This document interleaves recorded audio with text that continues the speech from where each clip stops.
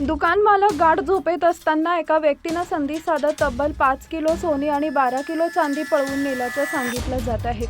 सध्या सोन्या चांदीच्या वाढत्या किमती लक्षात घेता या ऐवजाची किंमत कोट्यवधी रुपयांपर्यंत पोहोचू शकते। काही अहवालानुसार चोरीस गेलेल्या दागिन्यांची किंमत सुमारे 8 कोटी रुपये असल्याचं म्हटलं जात आहे। मात्र या आकड्याची अधिकृत पुष्टी अद्याप झालेली नाही। व्हिडिओमध्ये दिसणाऱ्या दृश्यानुसार दुकान मालक निवांतपणे झोपलेला असताना एक व्यक्ती दुकानासमोर येतो। तो अत्यंत सावधपणे काचेच्या काउंटरमधून हात घालून आत ठेवलेली बॅग बाहेर काढतो आणि कोणालाही संशय येणार नाही अशा पद्धतीनं तिथून निघून जातो। या सर्व काळात मालकाला चोरीची कोणतीही चाहूल लागत नाही। काही वेळानंतर त्याला जाग येते, मात्र तोपर्यंत चोर पसार झालेला असतो। हा व्हिडिओ @ग्रहकलश या एक्स अकाउंटवरून शेअर करण्यात आलेला आहे।